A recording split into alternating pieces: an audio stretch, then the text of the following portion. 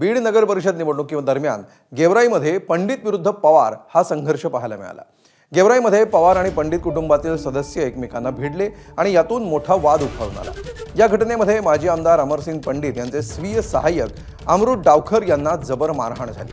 त्यांच्यावर खासगी रुग्णालयामध्ये उपचार सुरू आहेत। याच दरम्यान एबीपी माझाशी बोलताना डावखर यांनी माजी आमदार अमरसिंग पंडित यांच्या हत्येचा कट पवार कुटुंबाने रचला असा खळबळजनक दावा केला।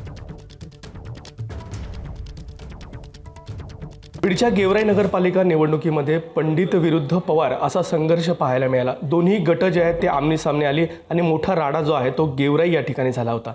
याच संपूर्ण घटनेमध्ये माजी आमदार अमरसिंह पंडित यांचे स्वीय सहाय्यक अमृत डावखर यांना जबर मारहाण देखील झालेली आहे। सध्या त्यांच्यावरती एका खासगी रुग्णालयामध्ये उपचार सुरू आहेत। सर, नेमकं काय झालं होतं? तुम्ही त्या ठिकाणी होते, काय घडलं होतं?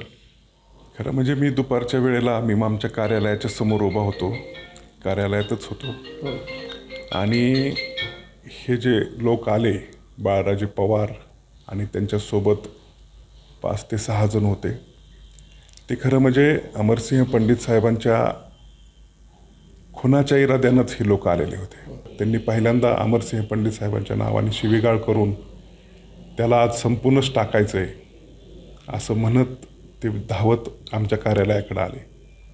मी त्याला हात जोडून विनंती केली की तेही तर नाही आहेत, तुम्ही असं करू नका, ते नाहीत तर मग आज तुला संपवतो असं म्हणून त्यांनी माझ्यावरती हल्ला केला। सर, आता या संपूर्ण घटनेमध्ये तुम्ही स्वतः काही तक्रार देणार आहात का आणि काय मागणी करता या संपूर्ण घटनेत? नाही, मी तर इथं हॉस्पिटलमध्ये मला आणलं आमच्या बंधूंनी, त्यांनी हॉस्पिटलमध्ये MLC केलेली आहे, अजून पोलिसांनी काही जबाब घेतला नाही।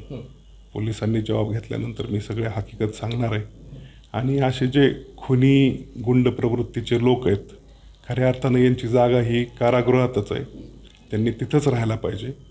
केवळ राजकीय वरदहस्तामुळं ते बाहेर पडलेले आहेत, नाही तर ह्यांची वृत्ती हीच आहे, एखाद्याच्या घरात जाऊन मारहाण करणं हे काही समाजाला चांगलं परवडणारं नाही। माझ्यासारख्या व्यक्तीवर माझा कुठलाही संबंध नसताना अशा पद्धतीनं निर्गुण हल्ला करून मला जीवे मारण्याचा प्रयत्न करणं, मला वाटतं हे खरंच समाजासाठी आणि सर्वांनी चिंतनाची बाब आहे। ह्या अशा वृत्तींना कारागृहात घातलं पाहिजे, हीच माझी मागणी राहणार। माजी आमदार अमरसिंह पंडित यांच्या हत्येचा हा संपूर्ण प्रकार जो आहे असा दावा देखील त्यांनी या ठिकाणी केला आहे। नेमकं आता पोलीस प्रशासन यावरती काय कारवाई करतंय, काय पावलं उचलतंय हे पाहणं महत्त्वाचं असेल। कॅमेरामॅन प्रमोद जोशीसह विकास माने, एबीपी माझा, बीड। एबीपी माझा, उघडा डोळे बघा नीट।